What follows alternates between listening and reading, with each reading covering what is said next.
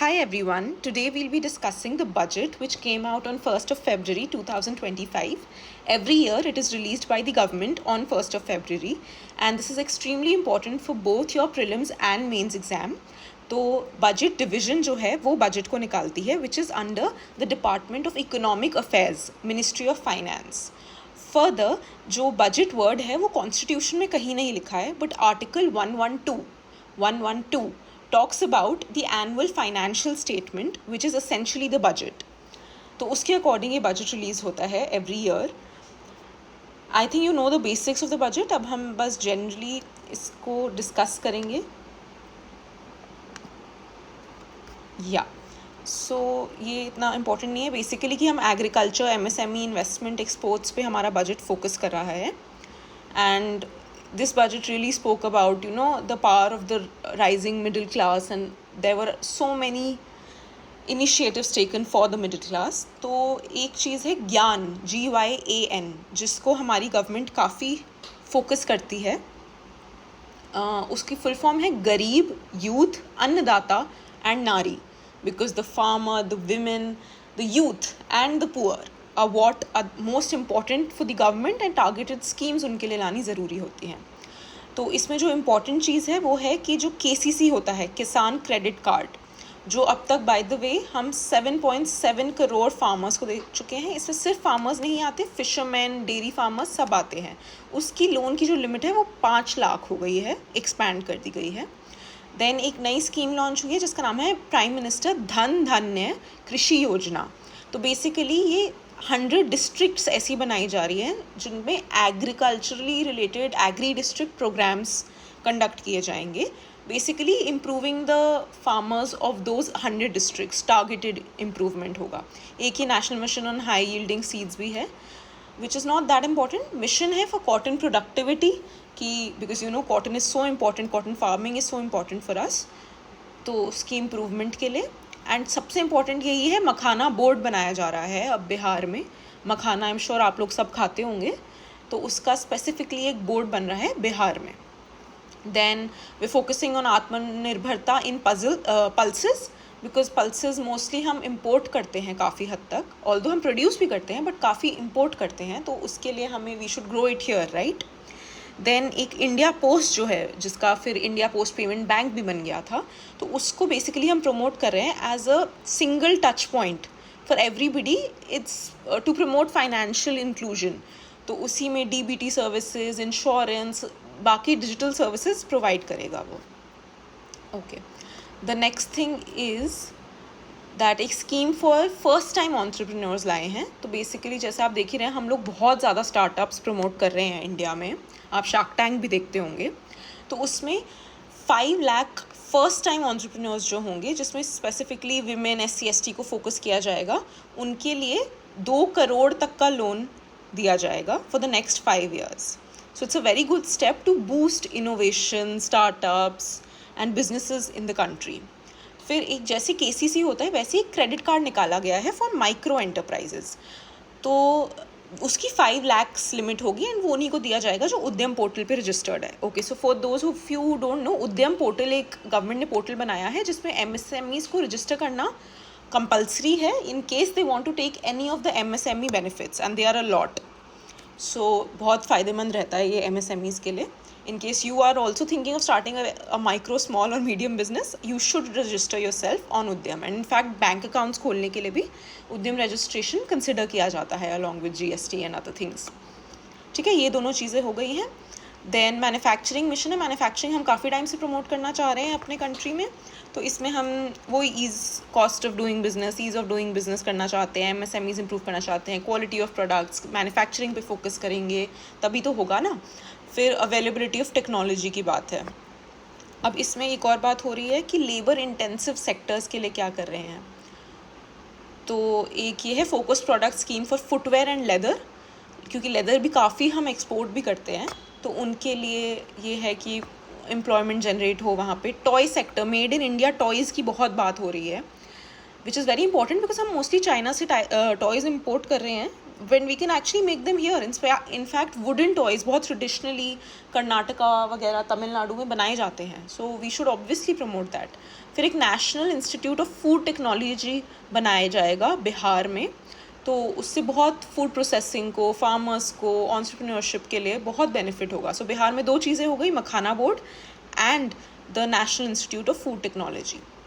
Then ये है कि क्रेडिट गारंटी कवर, आपने अगर CGTMSC के बारे में सुना होगा, वो लोन्स पे क्रेडिट गारंटी प्रोवाइड करती है. मतलब बैंक से अगर MSMEs को कोई लोन लेना होता है तो उसकी बैकिंग करती है, एक काइंड ऑफ गारंटी प्रोवाइड करती है कि वो लोन रीपे हो जाएगा. तो उसमें जो MSCs मतलब जो मीडियम एंड स्मॉल एंटरप्राइजेज हैं उनके लिए 5 और पहले 5 था, अब 10 करोड़ कर दिया गया है. स्टार्टअप्स के लिए 10 था, अब 20 करोड़ कर दिया गया है, डबल हो गया है दोनों चीज़ें. एंड इवन एक्सपोर्टर्स के लिए 20 करोड़ तक कर दिया गया है. So it's basically guarantee cover provide करेगा जब वो लोन्स लेंगे बैंक से. अब सबसे इम्पॉर्टेंट ये चीज़ है कि MSMEs की डेफिनेशन रिवाइज हो गई है, तो हम इसको करंट को हम छोड़ देते हैं, हम रिवाइज पे फोकस करते हैं बिकॉज इस पे क्वेश्चन आ सकता है. तो अ वे टू लर्न दिस, देखो ये 3 तो आपको पता होगा, माइक्रो, स्मॉल एंड मीडियम होता है. A way to learn this is कि ये इंटू 10 इंटू 5 हो रहा है उसका इन्वेस्टमेंट, और टर्नओवर 4 टाइम्स हो. सो माइक्रो एंटरप्राइजेस की इन्वेस्टमेंट 2.5 करोड़ होती है और उनका टर्नओवर 10 करोड़ होता है. ऐसे ही स्मॉल एंटरप्राइजेस की इन्वेस्टमेंट 25 करोड़ होती है और उनका टर्नओवर 100 करोड़ होता है. और मीडियम एंटरप्राइजेस के लिए ये 125 करोड़ उनकी इन्वेस्टमेंट होती है and into 4, like I said, 500 crore उनका टर्नओवर होता है.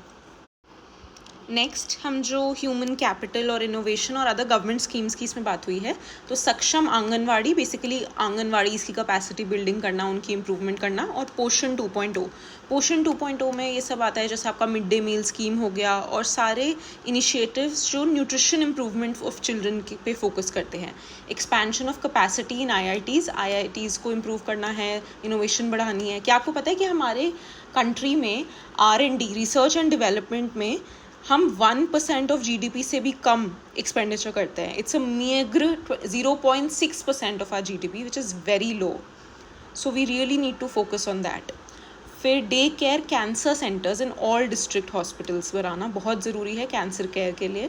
फिर भारतीय भाषा पुस्तक स्कीम, तो basically digital form Indian language books बनानी है for school, higher education. Basically NEP को इम्प्लीमेंट करते हुए वी वांट कि रीजनल लैंग्वेजेस में हमारी बुक्स बने. फिर centres of excellence for skilling खोलने हैं ताकि स्किलिंग ऑफ ह्यूमंस हो, ह्यूमन कैपिटल बढ़े एंड एम्प्लॉयमेंट बढ़े हमारे कंट्री में. फिर अटल टिंकरिंग लैब्स जो हम खोलते ही हैं, नीति आयोग भी इसमें काफ़ी फोकस करता है तो फॉर इनोवेशन. तो इसमें हम 50,000 लैब्स खोलेंगे नेक्स्ट 5 ईयर्स में गवर्नमेंट स्कूल्स में.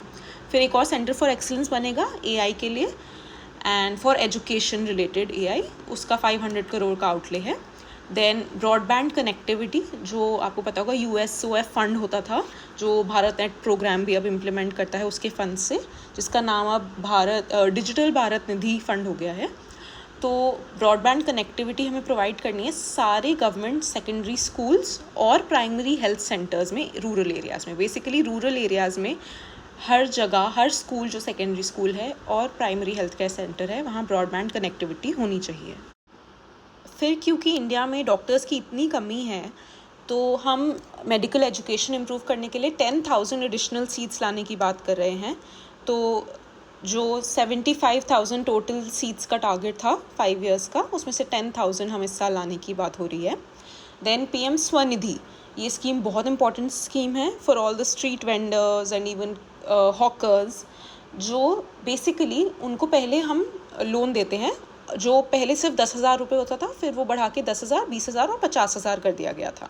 उसको रिवैम्प करने के लिए उनके लिए UPI और क्रेडिट कार्ड से लिंक करने के लिए एंड जनरल कैपेसिटी बिल्डिंग के लिए स्वनिधि स्कीम को, जो बहुत अच्छी स्कीम है, उसको इम्प्रूव किया जाएगा. देन एज यू नो, जो गिग वर्कर्स होते हैं या प्लेटफॉर्म वर्कर्स होते हैं who work for Zomato, Swiggy के delivery boys and all of that, उनको एज यू नो कोई सोशल सिक्योरिटी बेनिफिट्स नहीं मिलते हैं. तो उनके लिए उनको ई-श्रम पोर्टल पे रजिस्टर कराया जाएगा एंड PM जन आरोग्य योजना, जो PMJAY सबसे अच्छी फ्लैगशिप स्कीम है गवर्नमेंट की, उसके अंडर उनको हेल्थ केयर जो 5 लाख तक मिलता है टर्शरी हेल्थ केयर में, वो प्रोवाइड किया जाएगा। नेक्स्ट, अब जो support for states for infrastructure है, बेसिकली स्टेट्स को तो पैसे देते ही हैं इंफ्रास्ट्रक्चर के लिए, वो मिलेंगे। जल जीवन मिशन में 100% कवरेज की बात हो रही है, 2028 तक जल जीवन मिशन को एक्सटेंड किया गया है। देन पावर सेक्टर रिफॉर्म्स बहुत इंपॉर्टेंट है, because discoms are not doing so well. आपको पता ही होगा डिस्कॉम्स की क्या हालत है हमारे कंट्री में। तो उसमें बेसिकली जो डिस्ट्रीब्यूशन डिस्कॉम्स के जो रिफॉर्म्स हैं उसके लिए, and intra state with in the state transmission के लिए पावर सेक्टर रिफॉर्म्स किए जाएंगे। और जो GSDP होता है स्टेट्स का GDP जिसको बोलते हैं, उसमें 0.5% ऑफ दैट की एडिशनल बोरिंग स्टेट्स कर सकते हैं अगर वो ये पावर सेक्टर रिफॉर्म्स इम्प्लीमेंट करें। तो बेसिकली एक इंसेंटिव दिया जा रहा है स्टेट्स को कि अगर आप ये इम्प्लीमेंट करोगे तो आपको हाँ और फंड्स दे देंगे। So that's good. May be इस वजह से इंसेंटिव बेसिस पे स्टेट्स कर लें। फिर एसेट मोनेटाइजेशन प्लान जो हमारा है कि जो ब्राउन फील्ड एसेट्स हैं उनसे हम रेवेन्यू जनरेट करें, तो उसका टारगेट हमने दिया है कि 10 लाख करोड़ हम करेंगे, एसेट मोनेटाइजेशन से जनरेट करेंगे। देन अर्बन चैलेंज फंड एक 1 लाख करोड़ की एक फंड है to implement the proposals of cities as growth hubs, creative redevelopment of cities and water and sanitation. Basically urban जो इश्यूज़ होते हैं उसके लिए हमने 1 लाख करोड़ का एक फ़ंड जिसको बोल सकते हैं वो डिप्लॉय किया है। This is very important. आप इसको GS1 में अर्बनाइजेशन में मेंस के पेपर में लिख सकते हैं एज एग्जाम्पल्स। देन उड़ान स्कीम जो हमें पता ही है रीजनल कनेक्टिविटी की हमारी स्कीम है, जो पहले इनिशियली 100 न्यू एयरपोर्ट्स का उसका डेक्लेरेशन था, तो अब उसको 120 न्यू डेस्टिनेशंस पे लेके जाया जाएगा। एंड गोल है कि हम 4 करोड़ पैसेंजर्स नेक्स्ट 10 ईयर्स में उड़ान स्कीम के थ्रू फ्लाई कराएंगे। दैट्स एक्सट्रीमली बेनिफिशियल, क्योंकि देखिए न्यू रीजन्स में एयरपोर्ट्स बन रहे हैं, plus tickets are also getting, the flight tickets are also subsidize to some extent, मतलब उतनी एक्सपेंसिव नहीं है एंड रीच बढ़ रही है। तो that's very important for any nation. फिर न्यूक्लियर एनर्जी मिशन बना रहे हैं हम, एज़ यू नो कि हम चाहते हैं कि हम न्यूक्लियर से भी पावर जनरेट करें, जो अभी बहुत ही मिनिमल है हमारे कंट्री में। तो उसके लिए हमें एटॉमिक एनर्जी एक्ट और civil liability for nuclear damage act में चेंजेस करने पड़ेंगे, सो दैट प्राइवेट सेक्टर्स में पार्टिसिपेट करने, वरना private sector is hesitant, because civil liability act में न्यूक्लियर डैमेजेस पे काफ़ी रिस्ट्रिक्शंस हैं, मतलब काफ़ी स्ट्रिंजेंट पनिशमेंट्स हैं उन पे। अगर सपोज़ कोई डैमेज हो जाता है, कोई न्यूक्लियर लीक हो जाता है, कुछ भी ऐसा हो जाता है, तो people who are supplying the nuclear material and those who are operating, काफ़ी सीरियस लाइबिलिटीज़ हैं, होनी भी चाहिए, दैट्स इंपॉर्टेंट। बट जो सप्लायर्स हैं मे बी उन पर कुछ रिलैक्स किया जाएगा। बाकी कंट्रीज़ में बाहर ऐसा है, तो we are just trying to match up to other developed countries so that we can promote nuclear energy in our country. Then maritime development fund की बात हो रही है, which will have a corpus of 25,000 crore, जिसमें वो finance किया जाएगा basically, मतलब long term financing for maritime development, उसके लिए फाइनेंसिंग होगी इस फंड से। तो उसमें 49% गवर्नमेंट कंट्रीब्यूशन रहेगा और बाकी थ्रू कंपनीज जो इसमें डील कर रही हैं या अदर सिविल सोसाइटी, मतलब जैसे भी उसको फंड किया जाएगा, अभी इतना ही हमें पता है। देन बिहार पे काफ़ी फोकस है। अभी देखिए हमने 2 चीज़ें तो पढ़ ली थी, बताइए कमेंट्स में बताइएगा मुझे क्या क्या है जो बिहार में हो रहा है इस बार। मखाना बोर्ड एक था और दूसरा क्या था, right it in the comment section. अब हम उसमें ग्रीनफील्ड एयरपोर्ट की बात कर रहे हैं। Then financial support for western Kosi canal ERM projects, basically जो कोसी रिवर है उस पर एक वेस्टर्न कोसी कनाल बनाने की बात है। देन स्वामी फंड जो आपने सुना ही होगा, उसमें हम बेसिकली कि 1 लाख ड्वेलिंग यूनिट्स को कंप्लीट कराएंगे, मतलब हाउसिंग यूनिट्स को कंप्लीट कराएंगे। स्वामी फंड बेसिकली जो स्टॉल्ड प्रोजेक्ट्स हैं रियल एस्टेट में, उनको गवर्नमेंट फंडिंग के थ्रू कंप्लीट कराने की बात है, so that you know projects ऐसे स्टॉल ना रहे, जो लोग हैं जिन्होंने पैसे दे के उसमें घर खरीदे हैं उनको एक्चुअली घर मिले। सो स्वामी is actually a very good initiative by the government, because बहुत लोग ऐसे हैं जिन्होंने घरों के लिए पे कर रखा है एंड देन समथिंग और the other is wrong with the company, कोई जेल चला गया है, तो वो कंप्लीट ही नहीं हो रहे हैं स्टॉल्ड प्रोजेक्ट्स। फिर टूरिज़्म पे हम बहुत फोकस कर रहे हैं, जैसे आपने स्वदेश दर्शन स्कीम भी सुना होगा। तो top 50 tourist destination sites to be developed in partnership with states, basically states के साथ मिलके हम ऐसी डेस्टिनेशंस बनाएं जहाँ लोग आए, टूरिस्ट आएँ, ताकि ओवरऑल इकोनॉमी बढ़े उस एरिया की. देन ई वीज़ा फैसिलिटीज़ को इम्प्रूव करें so that we have people from other countries also visiting our country. Then for the employment in the say hospitality sector और टूरिज्म सेक्टर, उसके लिए भी हम स्किल डेवलपमेंट करें, because as Indians are the best hosts. आप Indian hotels को और hospitality industry को देखें तो उसको इम्प्रूव करने की बात है. फिर होम स्टेज का कॉन्सेप्ट आजकल काफ़ी चल रहा है, तो उसके लिए हम मुद्रा लोन्स अगर आपने सुना होगा, मुद्रा लोन्स देते हैं, जो अब 10 लाख से उसकी मैक्सिमम लिमिट 20 लाख तक एक्सटेंड कर दी गई है. तो होम स्टेज बनाने के लिए भी मुद्रा लोन्स दिए जाएंगे, उसको एक्सटेंड कर दिया गया है. PLI इंसेंटिव्स देंगे स्टेट्स को, और ट्रैवल और कनेक्टिविटी बढ़ाएंगे, वो तो we are doing it through the NHI projects as well. फिर PM research fellowship to provide 10,000 fellowships for technological research in IITs and IISc. Basically वही है कि हम अपना टेक्निकल लैंडस्केप बढ़ाएं, more people indulge into technology and innovation related research, which is extremely imperative for our country. Then gene bank for crops germplasm, एक और gene bank बनाया जाएगा हमारे कंट्री में, जहाँ बेसिकली ताकि फ्यूचर में कोई फूड सिक्योरिटी, न्यूट्रिशनल सिक्योरिटी पे इशू ना आए, हम ऐसे मतलब जर्मप्लाज्म या फिर क्रॉप्स और उनके सीड्स वगैरह को, जीन्स को स्टोर कर लेते हैं उस जीन बैंक में.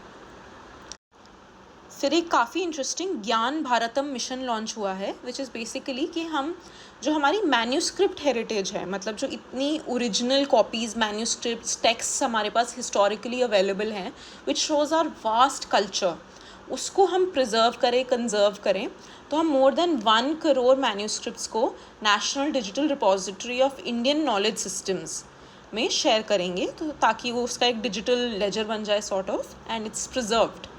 Then there's a national geospatial mission, which is basically कि हम जो फाउंडेशनल, मतलब जियोस्पेशल जो डेटा है जो हम सैटेलाइट्स के थ्रू निकाल सकते हैं, उसको हम यूज़ करके इंफ्रास्ट्रक्चर, लैंड रिकॉर्ड्स, प्लानिंग में, इन सब में यूज़ करके वो PM गति शक्ति जो हमारा फ्लैगशिप प्रोग्राम है उसको भी ऑगमेंट करेगा. फिर अब exports is very very important to our economy. तो उसके लिए हम क्या क्या करेंगे, एक भारत ट्रेड नेट करके एक हमने सॉर्ट ऑफ पोर्टल कह लीजिए, एक प्लेटफॉर्म बनाया है. तो उसमें ये सब डिस्कस होगा, मतलब वो समिट्स होल्ड करेंगे, ये सारा डिस्कशन उसमें होगा कि कैसे हम इम्प्रूव कर सकते हैं एंड इंटीग्रेट कर सकते हैं ग्लोबल सप्लाई चेन्स के साथ. एंड उसी पोर्टल पे हम ट्रेड डॉक्यूमेंटेशन और फाइनेंसिंग सॉल्यूशंस भी डिस्कस करेंगे और उसको कैसे इम्प्रूव किया जा सकता है. फिर एक्सपोर्ट प्रमोशन मिशन बनाया गया है, जिसमें हम एक्सपोर्ट क्रेडिट की बात करेंगे. आप ECGC के बारे में आपने सुना होगा, they do export credit guarantees देते हैं वो एक्सपोर्टर्स को, तो उसके लिए. फिर cross border factoring support, factoring basically उसमें इन्वॉल्व होता है जब आप के पास किसी एक्सपोर्टर के पास ट्रेड रिसीवेबल्स होते हैं, उसको वो बैंक को दे दे, या फिर वो दूसरी कंपनीज़ को भी, आजकल एक ट्रेड्स जैसे प्लेटफॉर्म है उस पर they get immediate money and the other person can trade it on the trades platform. तो इसी सब इंफ्रास्ट्रक्चर में हम फैक्टरिंग भी इंक्लूड कर देते हैं, सो दैट उनके पास एकदम से लिक्विडिटी आ जाए, they can improve their liquidity and business में वो पैसा लगा सकें. फिर नेशनल फ्रेमवर्क फॉर GCC बहुत न्यूज़ में है आजकल. If you don't know what they are basically global capability centres, जो इनफैक्ट बाहर की कंट्रीज़ भी अब इंडिया में सेटअप कर रहे हैं because of our skilled labour force, English speaking labour force that we have. तो गुड़गांव वगैरह में तो काफ़ी सेटअप हो गए हैं. Now we are talking about कि इमर्जिंग Tier 2 सिटीज़ में भी हम उनको सेटअप करें. फिर warehousing facility for air cargo, तो बेसिकली जो एयरलाइंस, मतलब एरोप्लेन्स के थ्रू जो कार्गो हम ट्रांसपोर्ट करते हैं इधर से उधर, उनके लिए भी जो इंफ्रास्ट्रक्चर होता है वो कहाँ रखे जाते हैं, उसके लिए वेयर हाउसिंग फैसिलिटीज़ को इम्प्रूव करा जाए, सो दैट जो हमारा पेरिशेबल हॉर्टिकल्चर प्रोड्यूस है, एज हम बहुत सारा हॉर्टिकल्चर प्रोड्यूस भी एक्सपोर्ट करते हैं थ्रू दी एयरलाइंस, तो उसको इम्प्रूव करने के लिए we need better warehousing facilities. Then अब हम इम्पॉर्टेंट पे आ जाते हैं financial sector reforms, bank related और ये सब. तो सबसे इम्पॉर्टेंट इम्प्रूवमेंट जो इसमें हुई है वो है कि FDI लिमिट जो है वो इंश्योरेंस सेक्टर की अभी तक 74% होती थी, अब वो 100% बढ़ा दी गई है. तो अब कोई भी फॉरेन इंश्योरेंस कंपनी 100% FDI से इंडिया में एक इंश्योरेंस कंपनी सेटअप कर सकती है. This is extremely important. फिर जो हमारी सेंट्रल KYC रजिस्ट्री है, जिसका बेसिकली अभी तो वो सरसाई ही हैंडल कर रही है, उसका हम रिवैम्प्ड तरीके से एक new form of CKYC registry proper central बना के लॉन्च करेंगे. फिर कंपनी मर्जर्स का स्पीडी अप्रूवल की बात हो रही है. बेसिकली ये सब ईज़ ऑफ डूइंग बिजनेस में आता है कि डिफरेंट कंपनीज मर्ज हो रही हैं तो वो जल्दी हो जाए, प्रोसेस ईजी हो जाए, स्ट्रीमलाइन हो जाए. Then NABFID, national bank for financing infrastructure and development, जो है वो एक पार्शियल क्रेडिट एनहांसमेंट फैसिलिटी बनाएगा. क्या बनाएगा? पार्शियल क्रेडिट एनहांसमेंट फैसिलिटी, जो बेसिकली इंफ्रास्ट्रक्चर में कॉर्पोरेट बॉन्ड्स वगैरह लाएंगे. तो बेसिकली इंफ्रास्ट्रक्चर प्रोजेक्ट्स के लिए, डेवलपमेंट के लिए बॉन्ड्स इशू करे जाएंगे थ्रू NABFID.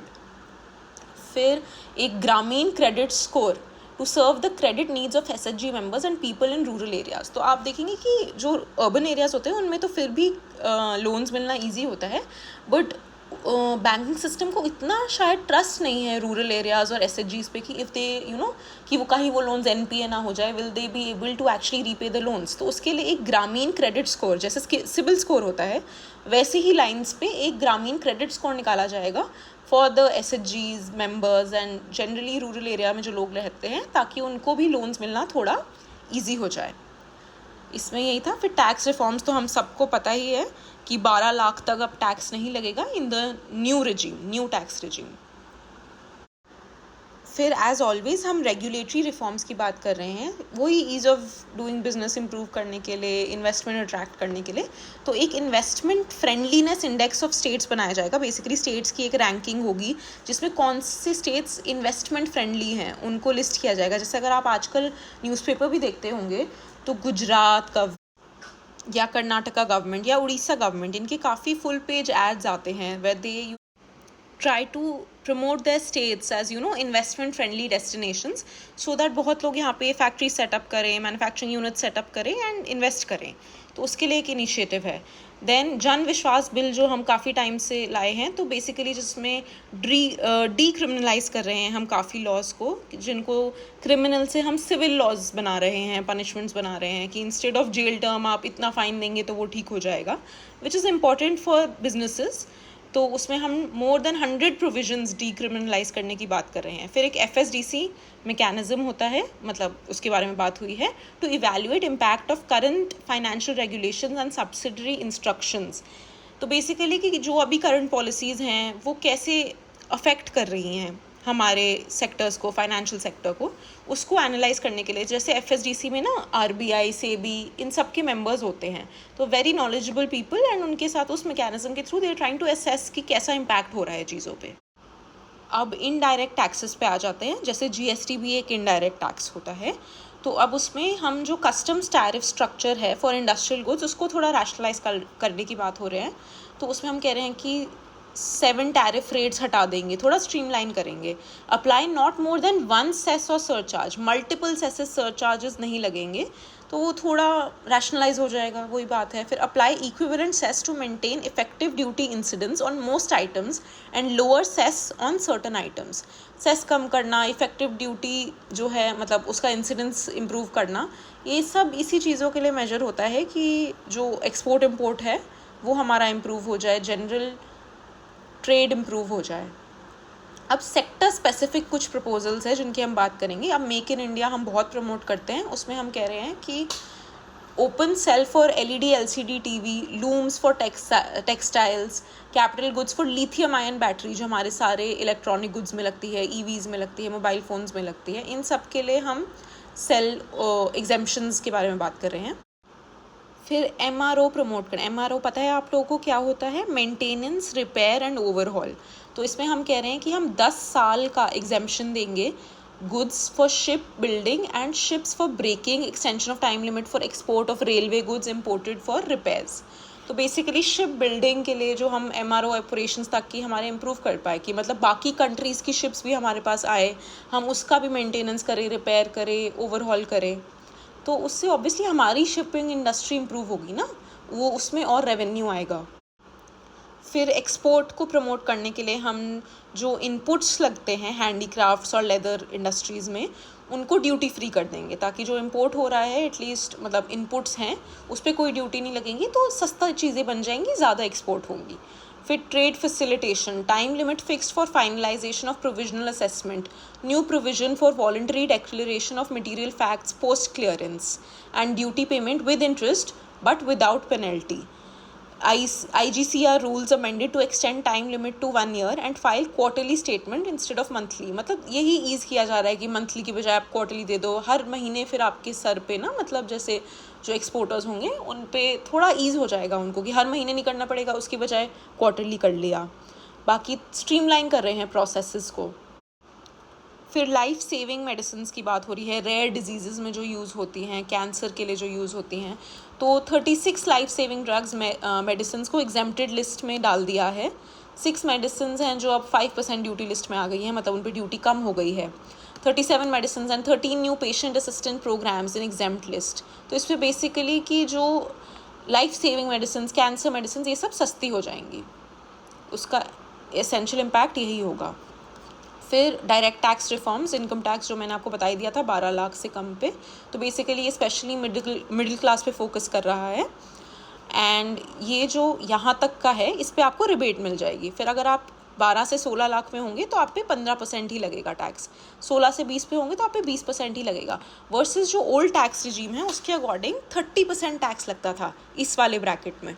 बट अब देखिए 20%, 25% भी आ गया है न्यू टैक्स रिजीम में। So it's very beneficial for those people जो इस रेंज में लाई करते हैं, जिनको 30% टैक्स अब नहीं देना पड़ेगा। देन इसमें क्या लिखा है, introduction of a scheme for determining arm's length price of international transactions for a block period of 3 years।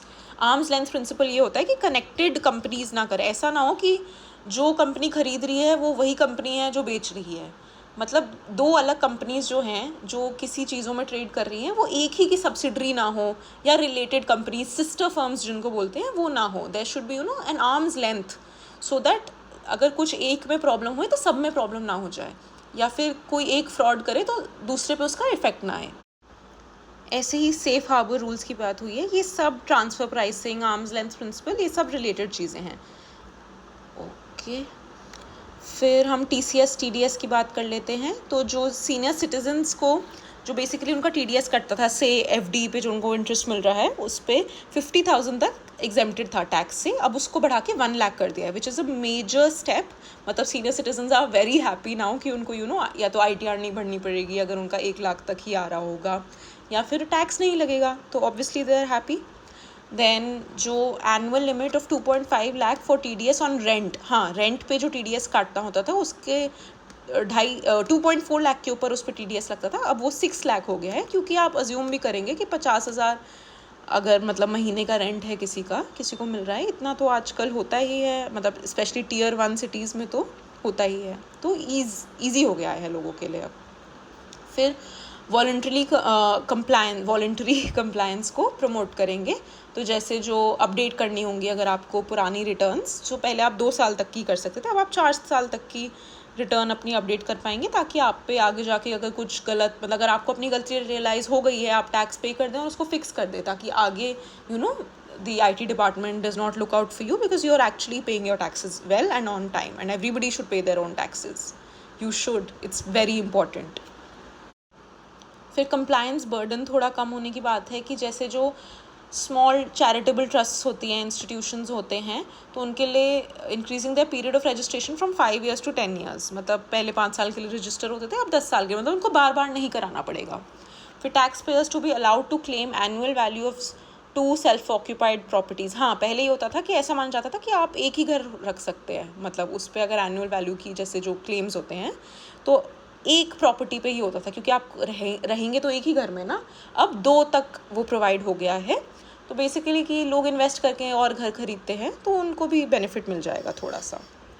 फिर अब एम्प्लॉयमेंट एंड इन्वेस्टमेंट से रिलेटेड ये कुछ चीज़ें हैं कि टनेज टैक्स स्कीम है फॉर इनलैंड वेसल्स, मतलब instead of taxing the profits आप टनेज, मतलब जो पर टन जैसे उस पे जो शिप पे जो सामान जा रहा है उसकी बेसिस पे टैक्स हो. Extension for incorporation by 5 years of startups, special benefits to ship leasing units, insurance offices and treasury centres of global companies which are set up in IFSC. IFSC तो आपको पता ही होगा, गुजरात वाला, very important. Then certainty of taxation to category 1 and category 2 AIFs, alternate investment funds, undertaking investments in infrastructure and other sectors on the gains from securities. Basically ये taxation related है, इतना important नहीं है. ये जो है ये इसके लिए मैं सेपरेट एक एक्चुअली यूट्यूब शॉर्ट बना चुकी हूँ, बट हम क्विकली रिवाइज कर लेते हैं कि रुपी कम्स फ्रॉम, जो सबसे ज़्यादा पैसा हमें आता है वो टॉप 3 ऐसे हैं कि सबसे ज़्यादा इनकम टैक्स से आता है, फिर GST से आता है, फिर कॉर्पोरेशन टैक्स से आता है. और जो पेमेंट्स हम करते हैं वो सबसे ज़्यादा तो स्टेट्स को जो शेयर दे देते हैं टैक्सेस एंड ड्यूटीज़ में. फिर उसके बाद जो इंटरेस्ट पेमेंट्स जो हमने लोन्स ले रखे हैं गवर्नमेंट ने, उसको रीपे करने में जाता है. Then after that is the central sector schemes, जो भी स्कीम्स जिसमें 100% कॉन्ट्रीब्यूशन सेंटर का होता है वो जाता है. उस मतलब क्योंकि सेंट्रली स्पॉन्सर्ड में तो स्टेट भी कंट्रीब्यूट करता है ना, तो वो कम है वर्सेस ये ज़्यादा है. आप देखेंगे कि हमारा डिफेंस एक्सपेंडिचर सिर्फ 8% है, जो ठीक है, ऐसी कोई बात नहीं है, बट कुछ कंट्रीज़ में काफ़ी ज़्यादा है इससे. अब रिसीट्स की बात कर लेते हैं, तो हमारी रेवेन्यू रिसीट्स भी बढ़ी हैं. कैपिटल रिसीट्स कम, मतलब सिमिलर रेंज में ही चल रही हैं. अगर आप देखेंगे तो रेवेन्यू रिसीट्स बढ़ी है, which is a good thing. अब कैपिटल एक्सपेंडिचर हमारा मोर और लेस सेम ही लाइंस पे है. रेवेन्यू एक्सपेंडिचर हमारा बढ़ गया है, तो उससे रेवेन्यू डेफिसिट पे इम्पैक्ट आएगा. फिर आगे देखते हैं डेफिसिट के हमारे जो ट्रेंड्स चल रहे हैं आजकल. तो फिस्कल डेफिसिट जो है हमारा रफली जो प्रोजेक्टेड है वो 4.4% के आसपास है. रेवेन्यू डेफिसिट 1.5% के आसपास है. इफेक्टिव रेवेन्यू डेफिसिट 0.3% के आसपास है. प्राइमरी डेफिसिट 0.8% के आसपास है. ये सब आई होप आपको ये डिफरेंसेस पता हैं टाइप्स ऑफ डेफिसिट्स में. हम क्विकली रिवाइज कर लेते हैं. फिस्कल डेफिसिट तो हो गया हमारा total revenue and total expenditure के बीच में जो डिफरेंस होता है, एक्सक्लूडिंग द बोरोइंग्स, बिकॉज जितना फिस्कल डेफिसिट आता है उतना ही तो हम बोरो करेंगे to finance our expenditure, right. फिर रेवेन्यू डेफिसिट में हम सिर्फ रेवेन्यू, जितना हम नॉर्मल खर्चे के लिए, मतलब जितना हमें रेवेन्यू रिसीट्स आती हैं टैक्स वगैरह, और उससे हम कितना यूजुअल खर्चा करते हैं, जिससे हमारा मतलब कोई एसेट नहीं बन रहा या लाइबिलिटी नहीं बन रही, कोई लोन नहीं ले रहे हम, वो रेवेन्यू डेफिसिट होता है, उनका डिफरेंस, ठीक है. इफेक्टिव रेवेन्यू डेफिसिट ये होता है कि रेवेन्यू डेफिसिट में से जब हम माइनस कर देते हैं वो फंड्स जो हमने some sort of capital related expenditure पे लगाए हैं, उसको माइनस करके इफेक्टिव रेवेन्यू डेफिसिट आ जाता है, विच इज़ बेसिकली जो एक्चुअली सिर्फ रेवेन्यू रिलेटेड चीज़ों में होता है. प्राइमरी डेफिसिट में हम फिस्कल डेफिसिट से इंटरेस्ट पेमेंट्स भी माइनस कर देते हैं. सो दैट मीन्स प्राइमरीली जो हमने बस टोटल खर्चा एक्सक्लूडिंग लोन्स वगैरह हमने जो लिया है वो होता है. एंड अगर आप नोटिस करेंगे तो हमारा फिस्कल डेफिसिट लास्ट 4 years में कंसिस्टेंटली डिक्रीज़ हो रहा है, जो काफ़ी अच्छी चीज़ है. ये सब कुछ ही आप देखेंगे तो डिक्रीज़ हो रहा है, तो डेफिसिट कम होना अच्छी चीज़ है हमारे लिए, क्योंकि इसका मतलब है कि हमारा रेवेन्यू बढ़ रहा है या एक्सपेंडिचर कम हो रहा है, रैशनलाइज हो रहा है, ठीक है. फिर हम net receipts of the centre की बात करेंगे, तो नेट सेंटर्स टैक्स रेवेन्यू है ये, तो टैक्स रेवेन्यू देखिए कंसिस्टेंटली बढ़ रहा है. नॉन टैक्स रेवेन्यू भी मोर और लेस बढ़ ही रहा है. And non debt capital receipt, इसको हम इग्नोर कर सकते हैं. बेसिकली हमारा टैक्स रेवेन्यू गवर्नमेंट का बढ़ रहा है, ये अच्छी चीज़ है, क्योंकि that is how the government earns money, right. वही उनका रेवेन्यू होता है. Total transfers to states and UTs भी कंसिस्टेंटली हमारा बढ़ रहा है, तो हम स्टेट्स को पैसा दे रहे हैं, डिवॉल्व कर रहे हैं, so that they are doing their expenses. अब हम मेजर एक्सपेंडिचर की बात करेंगे, तो सबसे ज़्यादा अगर आप देखेंगे डिफेंस में हो रहा है, जो मैंने ऊपर बताया भी था, 8% ऑफ GDP. फिर हम रूरल डेवलपमेंट को देते हैं, होम अफेयर्स को देते हैं, सिक्योरिटी रिलेटेड चीज़ों को, फिर एग्रीकल्चर में देते हैं, एजुकेशन हेल्थ काफ़ी नीचे अगर आप देखेंगे, because we don't spend as much as we should. फिर अर्बन डेवलपमेंट पे बहुत फोकस कर रहे हैं, IT, telecom, energy, commerce industry, social welfare, it's here. तो ये करोड़ में है, हमें ये वैल्यूज़ याद करने की ज़रूरत नहीं है, but just for rough idea कि किस पे हम ज़्यादा पे कर रहे हैं. And that's it.